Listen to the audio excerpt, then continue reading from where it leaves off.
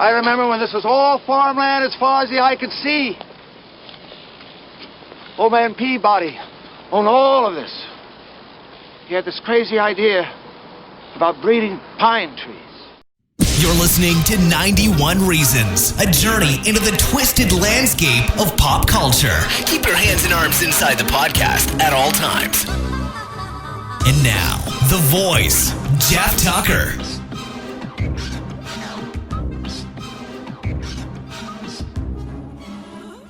I went to the movies finally. I went out to the AMC Fullerton to see Tenet. I bought my ticket online instead of, because I drove down a few days ago and was shut out because the thing was sold out. And that was a real bummer. Like, it's sold out. You can't get in. So this time, I did the 2020 futuristic thing to do. I bought my ticket online so that I knew exactly that I had a seat and where it was.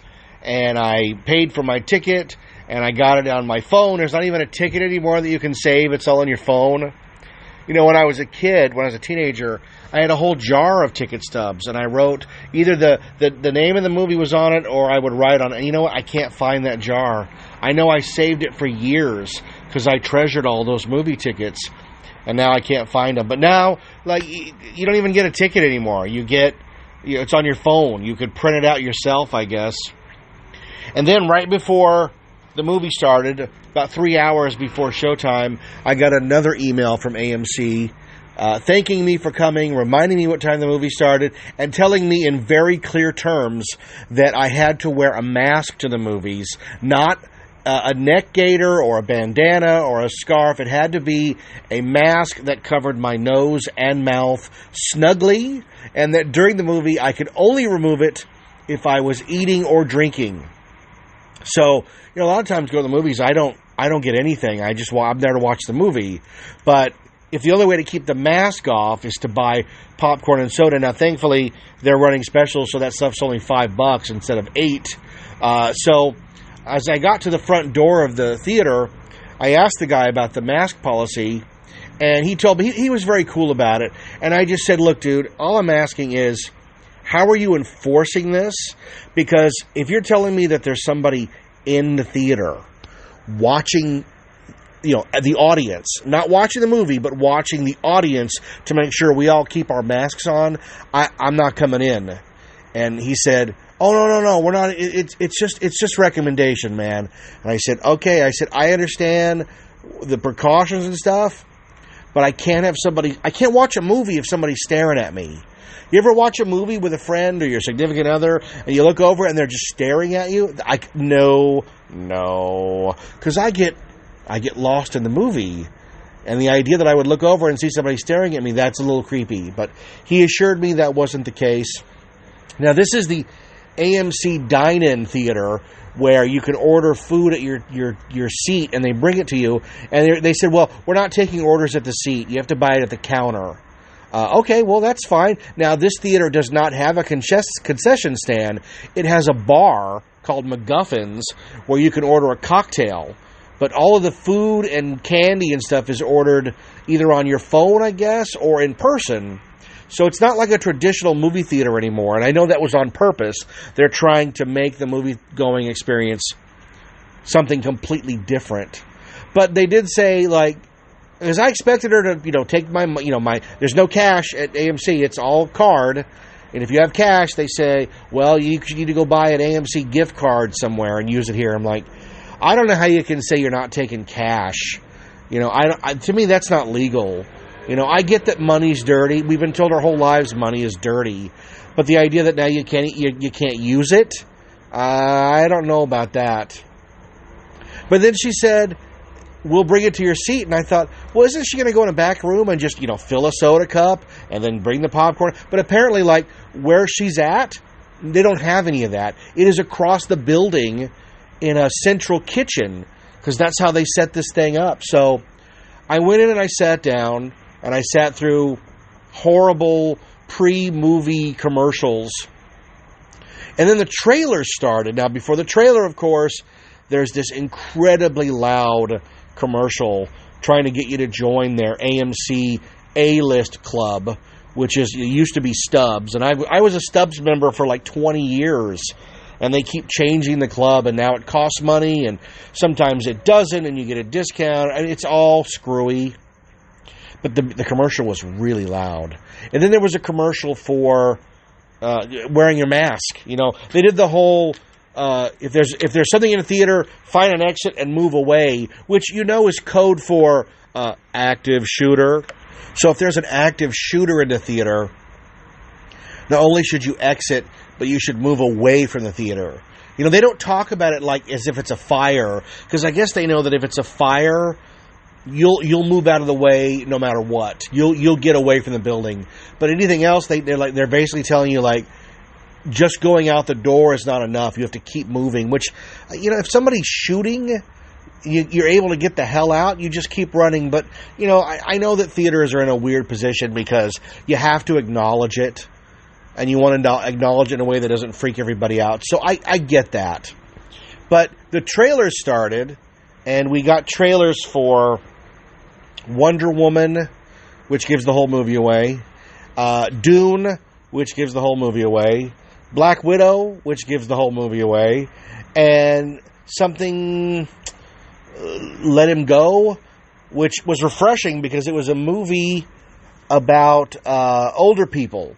Diane Lane and Kevin Costner losing track of their grandson when their son's widow remarries. So it's them trying to find what happened to the kid. And I was like, oh, wow.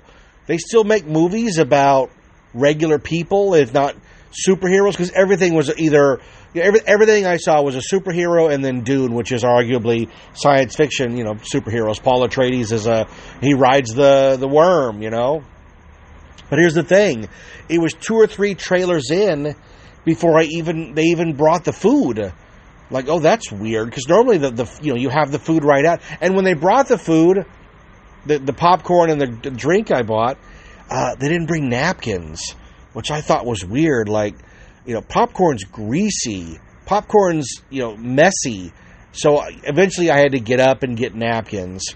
They even brought, they didn't put butter on it. They brought me like a giant... You ever go to Waba Grill or a Flame Broiler and get their magic sauce in that big to-go cup? It was a big to-go cup of butter. Like, it was the most butter I've ever seen. Like, what was I supposed to do with that? It was enough butter that I could have used the popcorn like chicken nuggets and dunked in the butter. Like, you know? So anyways... So, the movie started nearly a half hour, you know, after a scheduled time because of trailers, which is fine for a normal movie. But I've always wondered, like, movies like Tenet and like Infinity War and Endgame, these are long movies. The worst I'd ever sat through was Two Towers, because Two Towers was bumping up against 3 hours, you know, 2.5, 240. But they had nearly 45 minutes of trailers in front of it. And I actually, you know, this is, 2002? I walked out to the lobby and I said, you guys are killing me, man. I have a life. I have things I want to do after this movie. And 45 minutes of trailers seems a little excessive. 30 minutes of trailers in front of Tenet was quite a bit. But then the movie started, and the one thing I noticed right off the bat was it didn't fill the screen. The screen was much bigger than the film, and I thought Tenet was huge. They didn't have curtains, because normally curtains are drawn to mask the parts of the screen you're not using. They didn't do that, so it looked like it just looked off. And when characters would walk off to the right or to the left, you know, they didn't walk off screen. They walked off picture into the blackness of the screen that wasn't being used. I don't know if I'm describing that right, but it was weird to have a frame of blackness around the picture. Because normally all that's around the picture is either curtain or wall and not unused screen. So I thought that was weird. And it was a little bit distracting. But the movie starts, and let me just right off the bat tell you, I'm going to spoil Tenet to its nth degree. If you have any desire to go see this movie, you should turn this podcast off. Do not listen anymore to this podcast if you're going to go see Tenet in the theater, because it's going to cost you $10-12, maybe more, and I'm going to ruin it for you here on this podcast. So I'll give you a couple seconds. Okay. All right. For those of you that stuck around, do not waste your money on this movie. I have seen a lot of bad movies. You know, some movies are so bad they're good. Some movies are so bad they're bad. And some movies are so bad you hate them. Like, I have terrible hate for Battleship. And I disliked Tron Legacy. But, oh my God, Tenet is arguably the worst movie I have seen in the theater in years. Maybe 10 or 15 or longer years. And I see a lot of movies. I see a lot of bad movies, but this one takes the cake. This is the worst movie I can remember seeing.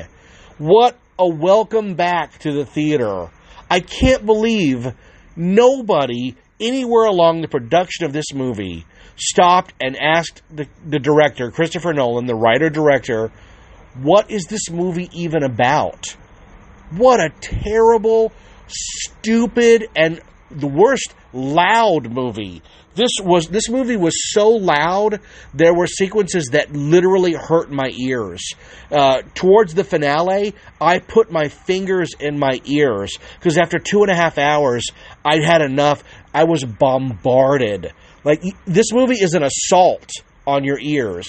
The music is so loud, and it's turned up. I don't know if it was the theater I was in, but it was so loud, the chairs rattled. And not just like for emphasis on a couple of shots, like just consistent rattling.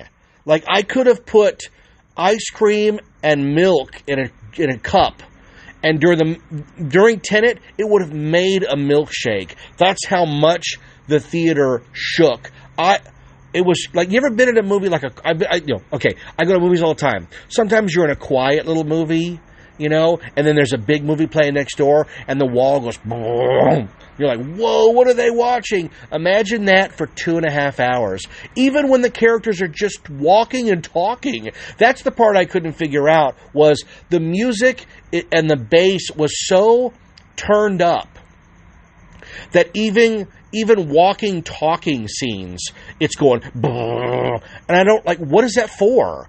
Is that to put me on edge? Because, hey, it worked. I was on edge this whole movie. There wasn't a single moment of this movie that I enjoyed. I was upset the whole time, and I gave it at least 40 minutes to say, look, okay, I don't know what's going on, because the movie opens with some sort of terrorist takeover of a symphony in Russia. There's a symphony that's taken over by terrorists, but then there are multiple secret agencies involved that are counter-terrorist groups. There's a guy in a booth who has an object that they want, and he's got a way out. And at one point, he goes, "I came here to either kill you or take you out, take you to safety. You have 2 minutes to decide." And even like, this is the beginning of the movie. Now, we've already seen the terrorists take over with guns, and we saw the counter groups put gas in the room that instantly made everybody fall asleep. Like, boom. They just went to sleep instantly. Like, but they went to sleep instantly, but there's still time for the bad guys to put on gas masks. So either everybody goes to sleep instantly, or the people who have gas masks go, "Oh my God, gas masks on." No, by the time you say that, you should be asleep. But then he has the audacity to go, "You have 2 minutes to decide." 2 minutes? Okay, you ever sat and counted in your head how long 2 minutes actually is? 2 minutes. Yeah, no, I'm not buying it. There's guys running around with guns. So our hero, I don't remember his name. Not that it matters. I mean, the characters in this movie are just, he gives his own name in what is the most groan-inducing moment in a movie since Lady in the Water. Do you ever see Lady in the Water? M. Night Shyamalan's movie about a mermaid in a pool at an apartment building. That's a real movie. And in the movie, M. Night Shyamalan casts himself as a writer whose words are going to change the world. Like, it's so gross. And the villain of the movie, one of the villains, is a movie critic. Like, oh, it couldn't be more obvious what you're doing. Well, in Tenet, the main character more than once calls himself the protagonist. I'm the protagonist. Like, oh my God, who is that for? Is that supposed to be clever? Because everybody literally is the protagonist of their own life. Everybody is the main character of their own story. This guy doesn't know he's in a movie. He's living his life. Of course he's his own protagonist. You don't say it, though. Imagine if I went up to you and said, I'm the protagonist. You'd go, please don't talk to me, Jeff. And I would understand.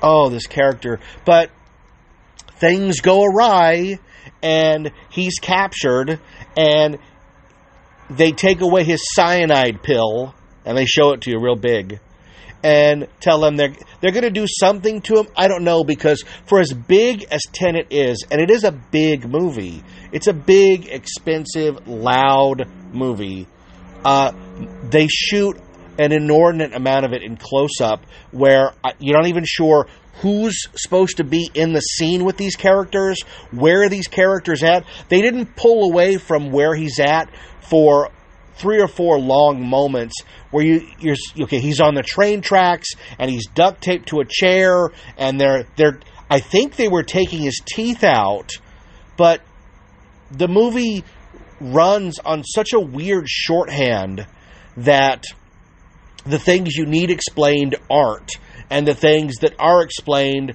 are confusing to the point of, why'd you bother explaining them? I have no idea what is even happening. So he sees that the guy with him also has a cyanide pill, so he falls on it and takes it. So I guess he's dead. But then he wakes up on a ship, and they're like, you passed the test. We know that you will fall on your sword for us, because everybody says they'll run into the burning building to save somebody until they feel the heat. You felt the heat and did it. Like, okay, it was a big test. And he says, like, you took my teeth out. You're like, they would test him in a way. Like, you ever see, they do this scene in Kingsman where they tie him to the train tracks to make him talk. And the ones that don't talk and face death move on. Like, we've already seen it, and it was done much more clever in Kingsman. This is pedestrian.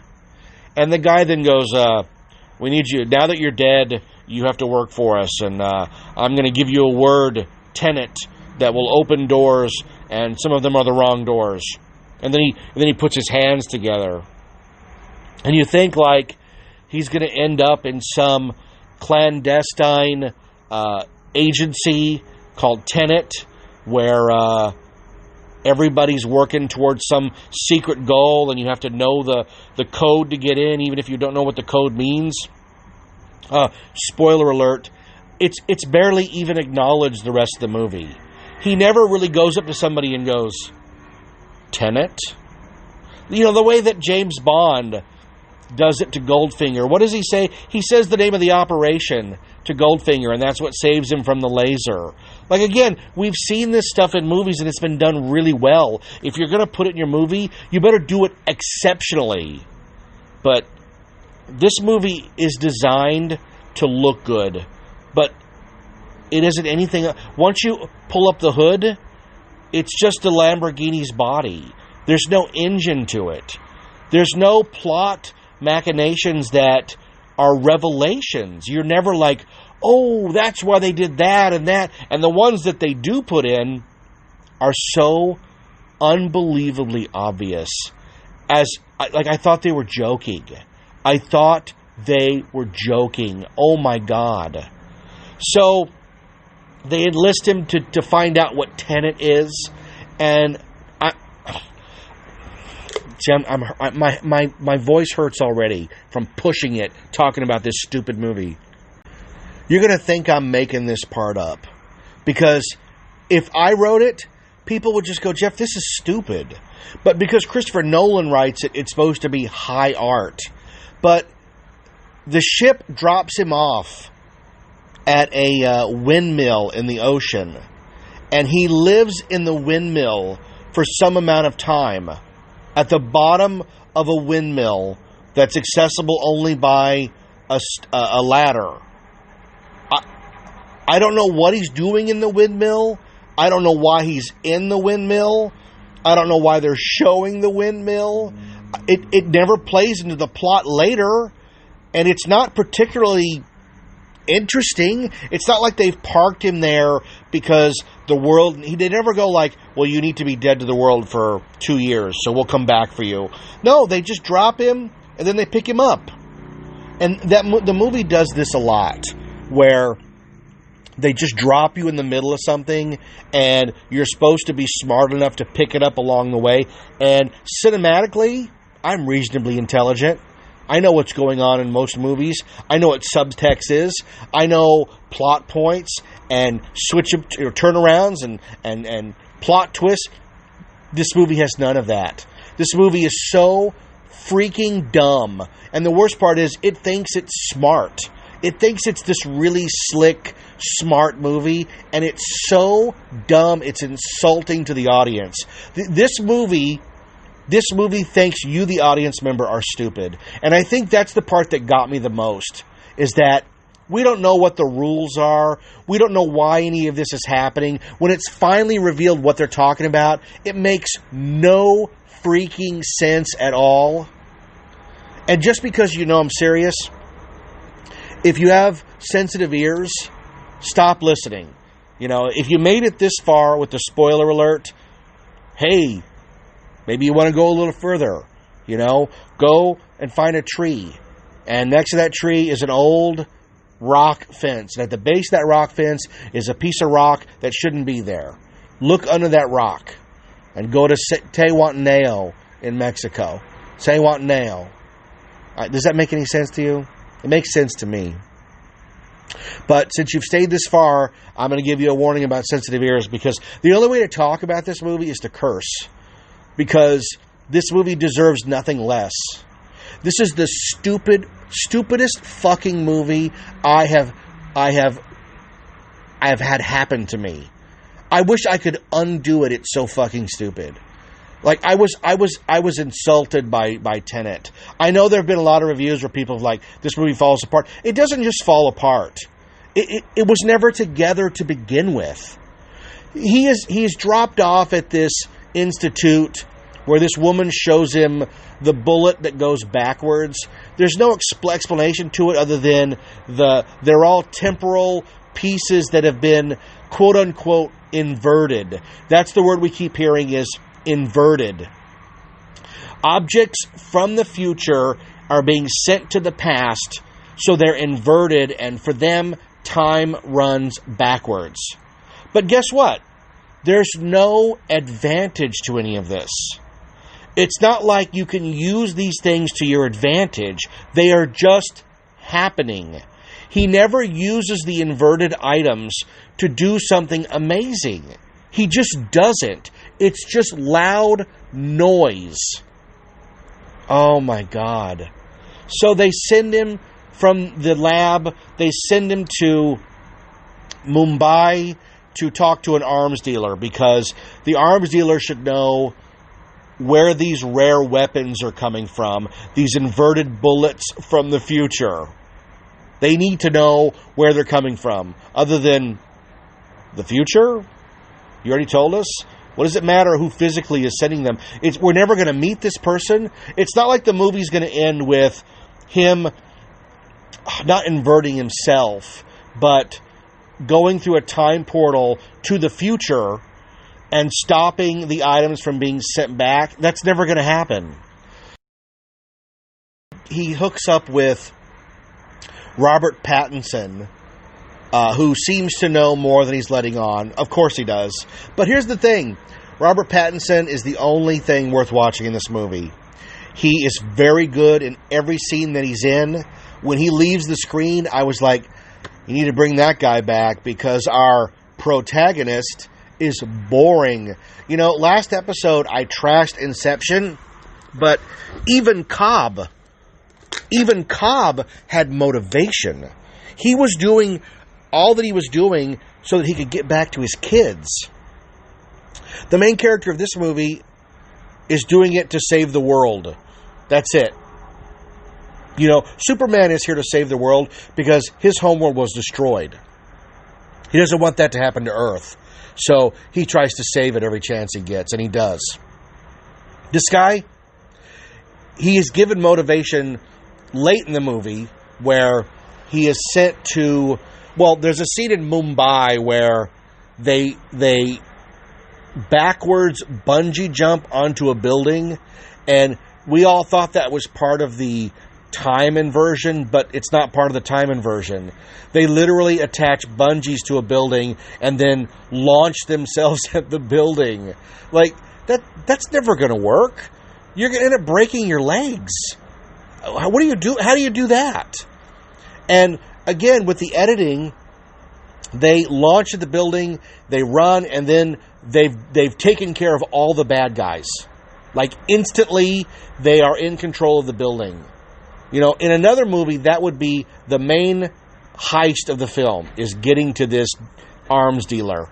But they do it within a minute and a half. So there's no danger. I don't know if they're supposed to be, but there isn't. The arms dealer won't give them any information. And then we discover that the stereotypical arms dealer is a front, and the real arms dealer is his wife. His wife is the heavy of the movie, where she's the arms dealer. She has all the information. She's the one who explains what the hell sort of is going on in the film. And she puts him in touch with this guy, this Russian arms dealer, who is the guy with the inverted items. I don't know. You know what? There were moments where I just didn't fucking care. I just didn't fucking care because the movie was so obnoxious. He has dinner with Michael Caine, who tells him he has exposition dinner with Michael Caine. And it's not good exposition, because the exposition that Michael Caine gives him over dinner is going to propel the action for the next 2 hours. And it's so stupid. There's a Russian arms dealer who also collects art. And he wanted a Goya sketch, so he had his wife authenticate it. And his wife authenticated it, so he paid $9 million for it, but it turned out to be a fake. So he got really mad at his wife and said he was never going to love her again, and she wasn't allowed to leave, and he hated her. And you're like, that's it? That's the whole motivation for this? Is that she did a bad art appraisal? That's the whole motivation? Like, he spent $9 million on a piece of art that turned out to be fake, so now she's in bad graces forever. Like, there's no chance for redemption ever. And she can't leave with her kid. The protagonist gets close to her and finds out her story from Michael Caine. So he gets to her and says, I want to meet your husband. And she's like, no, you can't meet him. And he's like, no, I want to meet him. I have a Goya too. Well, your Goya's a fake. Well, you should know. Ho ho, you have a lot of fake Goyas. And she goes, well, maybe you could meet him if you could help me. So he wants to help her by breaking into a storage unit for rich people, like a self-storage unit at the airport that holds art that you collect, but you don't put it in your house because you don't want anybody to know you have it. So I guess people would collect art this way. You just have to assume they would. So they're going to break in and steal the piece so that the Russian mobster no longer has any leverage over his wife because she gave a bad appraisal on this Goya. So if they steal the Goya, he can't use the Goya to keep her under his thumb. Does this make any fucking sense to you? Because I'm sitting in the theater just bewildered. Now, what you're not getting is the constant barrage of the music. Boom, boom, boom, boom. Anytime they do anything, the music goes boom, boom, boom. And then the seat shakes, and you're like, but they're not doing anything heroic. They're just doing stuff. You know, they do the standard heist sequence where they case the joint and break into it, and it's edited back and forth. So it used to be like in the movies, the good guy goes out, or the thief goes out to the art museum, he walks it, he gets a layout of the land, goes home, plans it, tells people his plan, then goes to break in, and nothing goes to plan, but he does it anyways. And the new way they do it is you go to the art museum, and while you're walking and looking at what the safeguards are, the security, at the same time you intercut them getting past all the safeguards. You show a camera, and now they get past the camera.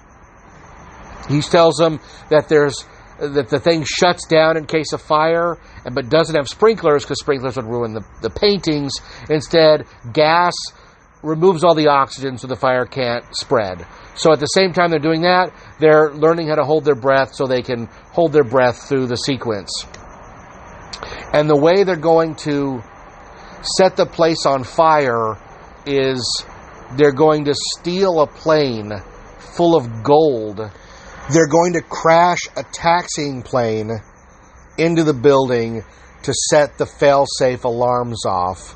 So they have to throw everybody off the plane, throw the gold out of the plane, crash the plane into the building, and then while they're in there, break through a lot of doors and get the Goya. That's the plan, I guess.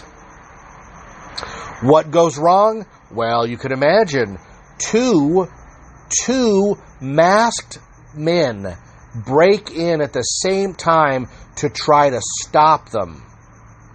Now, these two masked men fight really well. They're operating as inverted people. They're going back in time, sort of, and they won't take their masks off. So I ask you, who are these people? And we'll find out eventually it's just one guy. I wonder who that guy could be. The fact that Robert Pattinson sees who he is and then runs the other way, but the protagonist never gets his mask off and the guy gets away. Now that is suspect, isn't it? It's one of the most ridiculous movie mysteries I've ever seen. It was obvious from the moment the door swiveled open who that was. I mean, are you joking? Of course we know it's him. Of course we know he's fighting himself. Oh my God. This is how stupid the movie thinks you are. That they can get away with something so obvious and leave it a mystery for like another hour and a half. They have to get out of the heist. They assume that the Goya is blown up in the vault, which is odd because the curator of the storage unit, the operator, tells you very clearly that fire doesn't affect anything in the vault because that's what the gas is for. That's why they're moving from room to room holding their breath. So this is a pattern in the movie where they set up the rule, their movie rule, and then they break it. And that's where you go, well, you just think I'm stupid. Because I'm paying attention. I know what's happening in the movie to some degree. And what you're doing makes bug shit sense in the script. You know, as someone who writes movie scripts, because I do, as someone who plots a novel, because I do, I agonize over this kind of stuff. And if it doesn't make sense, guess what? You have to break it apart and fix it until it does make sense. But these filmmakers don't care. As long as there's enough stuff happening on screen and the music is going boom, boom, boom, they figure you just won't care. And I think that was the biggest crime of this piece of shit movie called Tenet. Like, it's so obvious what's happening. The Russian mobster says he knows what's going on. He tells our protagonist he's going to cut off his balls and shove him down his throat so he can watch him suffocate on his own balls. Which, I mean, that's interesting, I guess. They're never going to show that, of course, because nothing like that can happen to the protagonist. And he invites him to go sailing with him. So he goes sailing, and there's this extended sailing sequence where the mobster has already told him he's going to kill him. And the only reason he didn't tell him was that the protagonist told him opera. I know about opera. And he's like, you know about opera? You know about opera? You know, Kenneth Branagh. Dude. The scenery had teeth marks in it from you. You know about opera? I'm going to kill you, yes. He's almost like Triumph, the comic dog. So, the sequence where they're sailing, the protagonist is having a good time. Like, he's moving the pedal to work the sail, and he's actually having fun. You can tell. Like, they went out to film this sequence, and everybody had a really good time. But that doesn't fit the plot of the movie. He is a secret agent on a mission to save the world. They have told him that whatever is going on here, the world is at stake. And at any time, Branagh's character could have just put a bullet in the back of his head. Was the word opera enough to get him not to? I guess. Ends up the wife throws the husband overboard. She's like, this is my chance. And then the protagonist goes and saves him and says, like, he can't die yet. Like, okay, he can't die yet. He's like, well, now I owe you my life and I can't have that. So I'm going to help you steal opera. And opera turns out to be plutonium for a nuclear bomb. And then we get another really long exposition scene. We get the Russian mobster's backstory of him cleaning up after a nuclear explosion where warheads were strewn about. And it's like he kills a guy and like takes off with the plutonium. And we have to see it in flashback. He can't just say it. Of course, it has to be shown. And my question is the Russian government so inept that they sent two young 20-something boys out to find a nuclear warhead, plutonium, weapons-grade plutonium, and then when he never showed back up with it, they just let him go? Again, it just makes no sense. Things just happen in this movie with no rhyme or reason. And they don't think anything of you, the audience member. They just think you're a fucking dolt. You know, shiny stuff on screen, you'll stay. Okay? So, him and Robert Pattinson, the protagonist of Robert Pattinson, have to plan a heist. There's a sequence where... I can't go forward yet. There's a scene on the boat where the wife comes to his cabin and it's like, why didn't you let me kill him? He's like, you can't kill him yet. And then, like, he can't be seen with her. You know, it's a big boat, I guess. But the Russian mobster's heavy guy, you know, the hitman, he comes to the door. Boss wants to see you now. He's like, well, you tell him I'm busy. No, you will go now.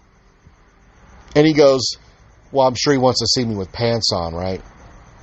The Russian guy looks down and goes, do it now.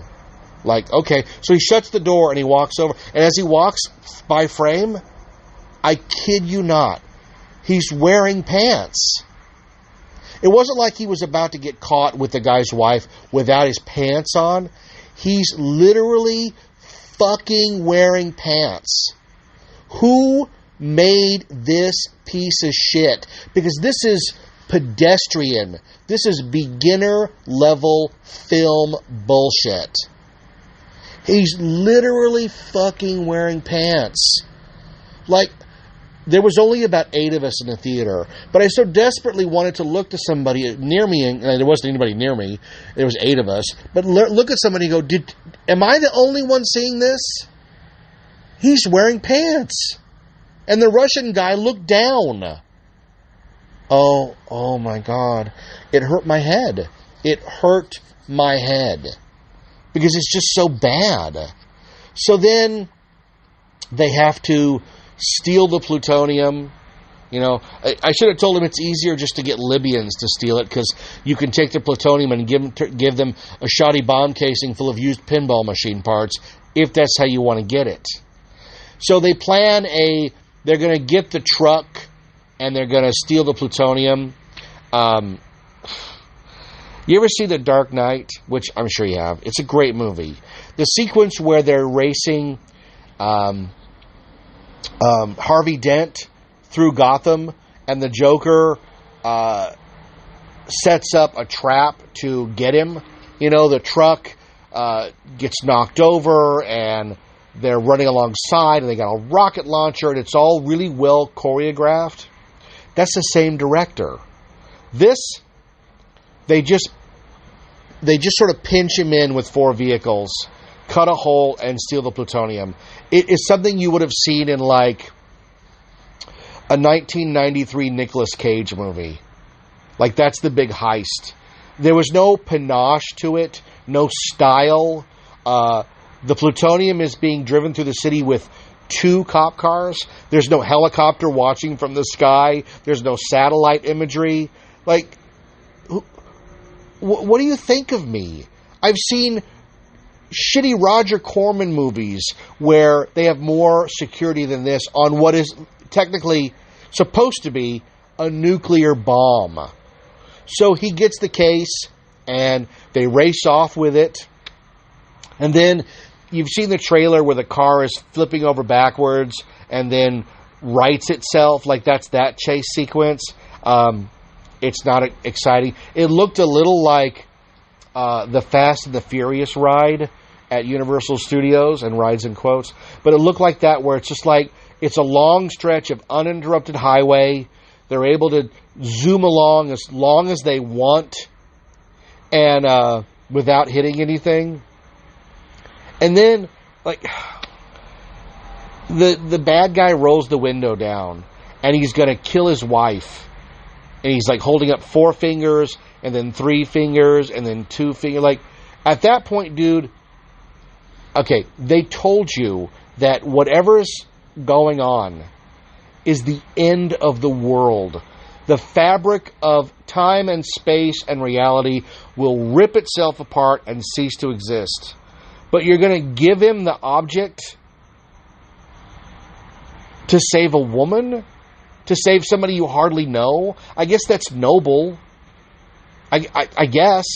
So, how does he give it to him? Oh, I thought I was joking. I thought it was a joke. You know I'm a big Back to the Future fan. And they're my favorite movies of all time. I rarely criticize them. But if I had to criticize a little bit, I would say, the sequence where Marty in part 3 lets the hoverboard go and it flies from his hand onto Doc's foot, that's a little ridiculous. I'm willing to go with it, but it's a little ridiculous. This is even worse. He, like, flings the box of plutonium over the hood of a car and it bounces into the bad guy's hands? What? And then he has to jump from one car to another and save the girl because she's tied up in the back of the car, and suddenly it's hurtling towards traffic. And it's going to slam in and kill everybody. And what does he do? He gets in there and uses his hand, like, not his hand, his fingertips to stop the car. His fingertips stop a car going at full bore towards the traffic. It was one of many, many scenes that was edited badly. There's no tension to it. Like, like he's going to stop the car. And then they edit it so it looks like he's about to, but then he stops the car. And the car doesn't squeal or anything. It just stops. Car stop. We got her. We're good. And then they find out that he didn't give him the piece. Like, where is the piece? Now, this is the moment where I thought, like, I went to the bathroom 3 times during this movie. That's a lot for me, but normally when I have to go during the movie, I hold it, because the movie's on. I don't want to miss anything. This one, I was like, I don't fucking care what happens. I want the clock to run out. I just want to get to whatever the ending is, because I'm hoping the ending justifies all this bullshit I've just sat through. But this time, I didn't go to the bathroom. This time, I was sitting there the whole time, and the car stops, and the bad guy shows up. No. Some other guys show up. Some soldiers we have never seen before show up and drag him out of the car, and they're walking him down a fence. And I registered like, oh, that looks like the fence from the airport, because it has slats in it. So maybe there's some motif like that's the staccato movement of time, like a stop motion, or like a zoetrope. It's like a zoetrope. Well, it's a motif. No. They were back at the airport. How the fuck did they get back to the airport? They literally dragged them across the screen and they're at the airport. It made no sense. And they're in a room where they can see the other side of a glass partition, and Kenneth Branagh is talking backwards and threatening that he's already shot his wife and then he's gonna shoot her, but he might not in the future or the past if he doesn't find out where the plutonium is, because apparently whatever was in the case he had time to take out and to stash somewhere else, and Branagh needs it. So to save the girl again, he tells her where it is, and so Branagh leaves. He shoots her and then leaves, and then the soldiers go, you just gave him the piece of the puzzle that's going to end the world. And I went, are you fucking kidding me? What's happening in this movie? Now he has all the puzzle pieces, and the plot of the movie now is he is going to assemble these inverted pieces from the future. They've been sent back in time. He's going to assemble them, and oh my God, he's got a Fitbit on his arm that keeps track of his pulse. And if he dies, then it sets off the device made up of 9 pieces. And the device ends reality. And his motivation is, if I can't have the world, no one else can have it. I'm going to end reality by killing myself and setting off the bomb. What the fuck is even happening? This is the most convoluted non-plot I have ever sat through in a movie. Not only did I not care, but by this time I was aggressively angry at the movie. The main soldier, who I think is the kid from Kick-Ass, I'm pretty sure it was him. But here's the thing, I haven't even mentioned this. I went out to the bathroom at one point, and I stopped at the people that were working the concession stand and the lobby door, and I said, has anybody complained about this movie? They said, what do you mean? I said, I don't know what they're saying. I can't understand the words coming out of their mouths. They said, yeah, we've got that. I said, it's not that the movie's not loud enough, because, oh my fucking God, it was the loudest movie experience I've ever had. I felt rattled by this movie.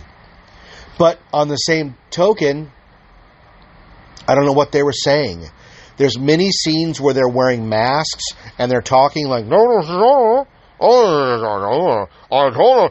like Bane.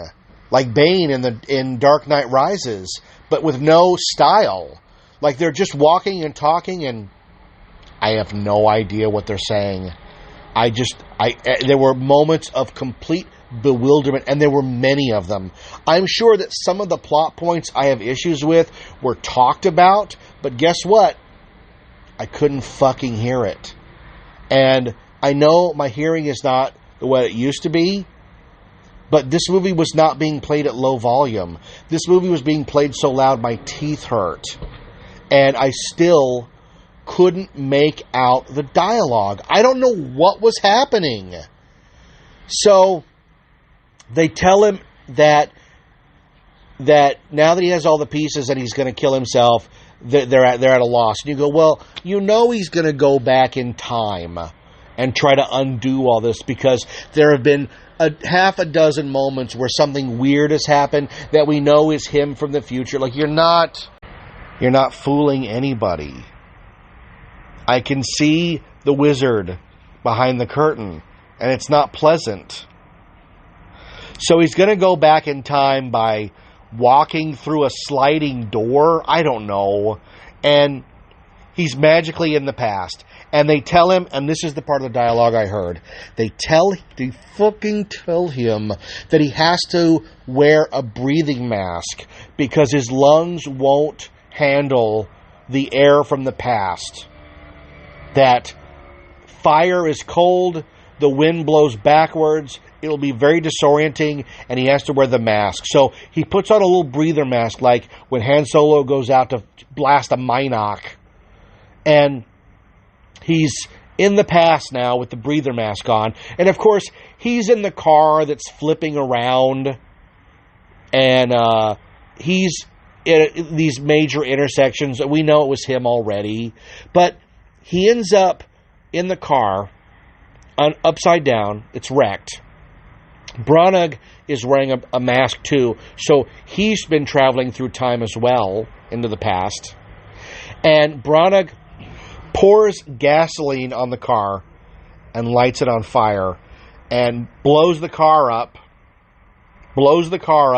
but it's ice. So you cut, and now he's in a trailer with Robert Pattinson saying, you're the only person to ever get hypothermia from a gasoline explosion. Like, okay, that's fun, I guess. But they're in this is important. They're in this, like, E.T. vault. Like, remember all the tubing to protect E.T. from the environment at the end of the movie? Zippers and plastic sheets. You know, not the kind like at Walgreens, but movie type. And the wife has been shot. She's going to die unless they do something. What do they have to do to stop her from dying? I don't remember. But they have to do something to stop her from dying. And they have to stop Branagh from killing himself. Because if he kills himself, it'll set the bomb off and everything will end. So they're in this hermetically sealed thing. Then we have the action sequence at the airport from the other point of view. Because, you know, now he's the masked man. Because you have to wear a mask in the past because you can't breathe. And then, I kid you not, he is with the arms dealer in Mumbai, and they're just walking and talking and having a conversation, and it's not the present, because he says, you're going to send me to go steal the plutonium in 2 days from now. He is in the fucking past without a mask on, even though they went to huge lengths to tell you that he has to wear a mask anytime he's in the past. This is the point where not only was I angry at the movie, but now I just don't care. I have no emotion anymore. Because the movie obviously has no emotion for me. It's not trying to entertain me in any way. The movie's a time travel circle jerk that just keeps going and going and going. Who cares? Like seriously, if you're going to set up rules like this, and then you're going to break them just a few minutes later, fuck you. Fuck you, movie. That's what I have to say about Tenet. Fuck you. Because you don't give a shit about me. How fucking stupid. So then they have to have an all-out assault on some underground fortress where the bomb is, which is now all the inverted pieces together. And they have to get to the bomb before Branagh kills himself. So now we have two things going on. We have two armies, a present-day army and a temporal army trying to get the bomb. Oh my God. And so buildings are blowing up, and then they're not blowing up, and then they're going backwards. Some stuff goes in forward, some stuff goes in reverse. And I don't know... See, here's the biggest crime, folks. I don't know story-wise why any of it matters. What does it matter? If you can go back in time, just go back before Branagh got any of the pieces. Go back when Branagh was a baby and put a pillow over his face. I don't give a shit. You don't give a shit about your rules, so why should the audience? Why are buildings blowing up and then not blowing up? What purpose does it serve? And who is the opposing army? Are they Russians? When did this guy get an army? He's never shown with an army. It looked a lot like the finale of Inception, where they have to get that ice fortress. But at least that made sense. This makes no sense. So at the same time, the wife goes back in time because there's a moment where she knows her husband's on the boat without her because she went into town. And in that moment, she's going to seduce him. And when they find out that the bomb has been disabled, she's going to kill him. There's our plot. It's all been leading up to this. I hope it plays out good. And instead, the bad guy, the Russian heavy guy, has the bomb and he's got it like dangling over a pit. And our protagonist is behind a fence and he can't get to him. But it looks like a guy with a backpack that has a bead on it got there first, which we know is Robert Pattinson because we remember him from the beginning. He's the first one to use inversion in the film. Again, movie, you're not being clever. None of this is clever. None of this is, oh my God, I didn't see that coming. None of this is Bruce Willis was dead the whole time. None of this is Rosebud is a sled. Instead, it's, well, yeah, that's what I figured it was. And if the audience is 2 steps ahead of you, then you've already fucking lost, movie. They're running to the cavernous pit to get the bomb, and a car behind them is honking, and we're like, well, we know that's another one of the time travelers, because why is there a guy honking in the midst of this temporal battle going on? And it's not like these guys are in a foxhole and one of them gets their head blown off and then it's like, oh fuck, I'm alone. And he looks over and the guy's head is like zoop, and then it's back. They don't do anything like that. They don't use the temporal power for anything clever. It's just visual. They're not going back in time to save it because I guess, has it already happened? Who knows? Like, seriously, who knows? So the bad guy in the pit has the bomb, and all he has to do is pull a red ripcord. I don't know what that does. It looks to me as if the bomb is already assembled. Because, like, how do you know that, Jeff? Well, here's how I know it. I know that the bomb is armed because the wife is watching a boat that's anchored offshore to her, and it's the guy from yesterday, which I really liked. And he's on a radio with our heroes, and as soon as the bomb is disabled, he's going to shoot a flare that means, oh, my head fucking hurts, man. This movie makes my head hurt. He's going to shoot a flare that says it's okay to kill Kenneth Branagh. And until he shoots the flare, if Kenneth Branagh dies, the bomb goes off and all of reality winks out of existence. Everybody that lives or has lived or will live is wiped. That's pretty big stakes, right? So what does she do? She disassembles part of the ship, and you're like, well, that's obvious what you're doing. No regular person would plan that far ahead because you don't know what you're going to do when the time comes, I guess. Her plan is, here's her plan. Her plan is she's going to remove two of the wires that make up the railing of the ship. Then she's going to put suntan lotion on the deck. So then she's going to shoot him and then use the suntan lotion as a lubricant to slide him into the ocean. That's her plan. Which makes no fucking sense. Because if the bomb is disabled, all she has to do is shoot him in the fucking head twice. Once to kill him, and 2 times double tap to make sure he's dead. That's it. That's it. So the guy never shoots the flare gun. And so what does she do? She shoots him in the chest, slides his body across the lubricated deck, and flings him off the boat. And his body goes bing, bong, bing, like a guy on the Titanic. You know that guy in the movie The Titanic that does that flip after he falls off the edge of the ship? He does that. It's really painful looking. But they hadn't disabled the bomb yet. So he goes, she just killed him. You've got 10 seconds. Where did the 10 seconds come from? At any time, she could have killed him. If they were within 10 seconds range of disarming the bomb, he should have shot the flare. But they never tell him that. Like, it could have been an hour.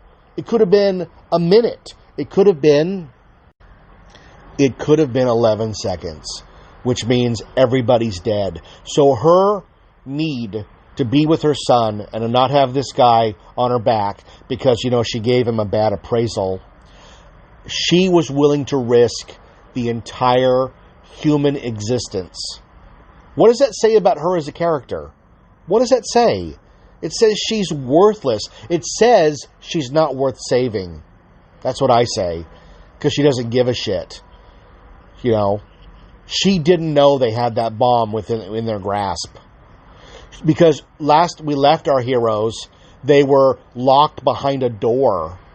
And then, I don't know what happened, but the door opens, they grab the bomb, push the guy down the pit, and disable the bomb within 10 seconds. And I just stared at the screen and I went, well, that's it, huh?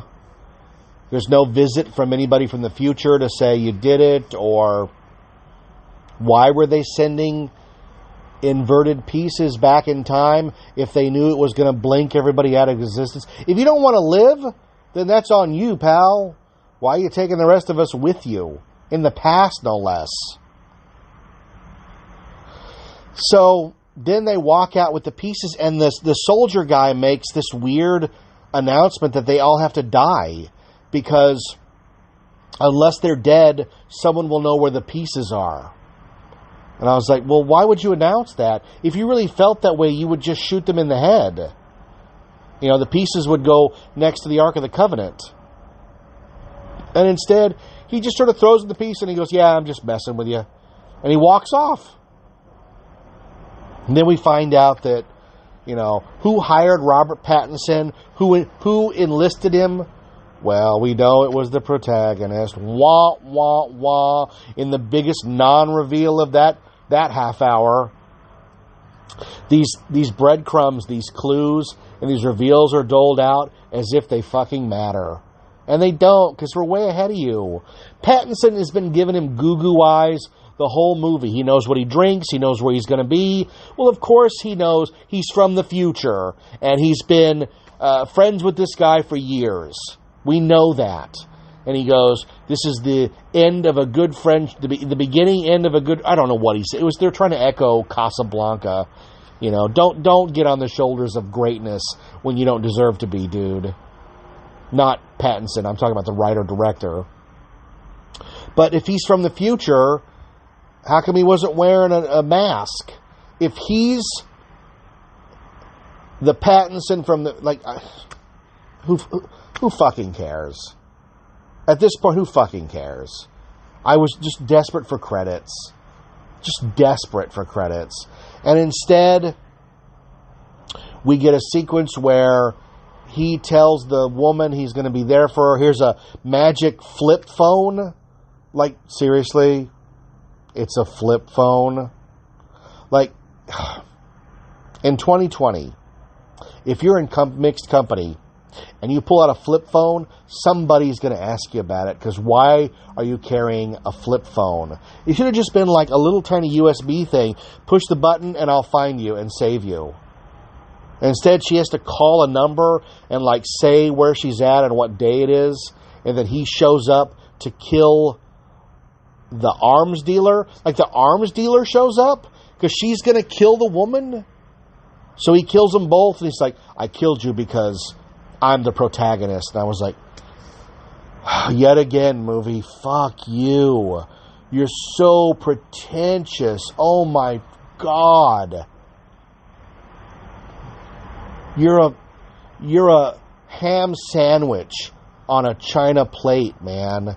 You are macaroni and cheese in a gold bowl. Just because it's expensive on the outside doesn't mean it has weight. What did Harvey Keitel say in Pulp Fiction? Just because you are a character doesn't mean you have character. And these cardboard, flimsy characters, the only one to emerge unscathed is Robert Pattinson. Everybody else is just paint by numbers. It's not the actor's fault. They're doing the best with the material they got. But imagine what this shoot must have been like, where that pretentious a-hole director is trying to explain to them, well, this is what we're doing. They're like, just tell me how to move in the scene, man. Are we filming it forwards or backwards, or how are we doing this, and what version of the protagonist am I, and who fucking cares? Who cares? You know, you don't see the pieces scattered to the wind. You don't see that they're protecting the future by hiding the items of the past or whatever. The movie spends 2.5 hours building up to a non-fucking event and then just ends.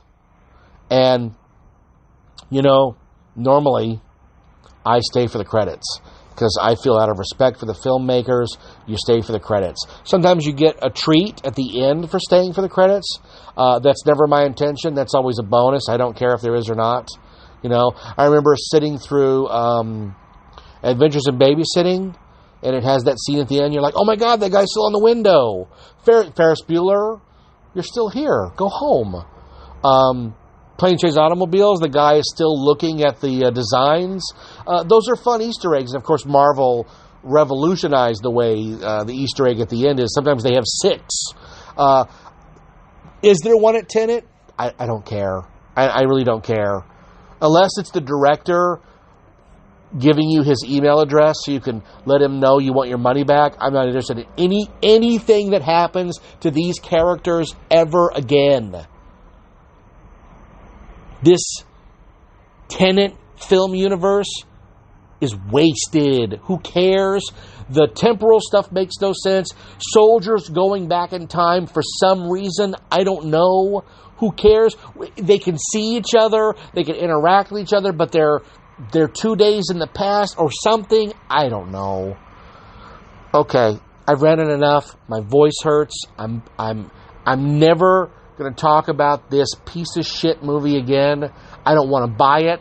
I'll never watch it again. It's not worth a second look-see. No. My return to the movies was a colossal letdown.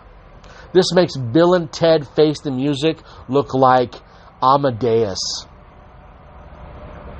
Wow. I'm the protagonist of my own story. And that story is 91 Reasons. Thanks for listening to 91 Reasons. Please subscribe and leave a review on iTunes. Find us on Facebook. Is anyone even still listening? Well, that wasn't such a chore now, was it?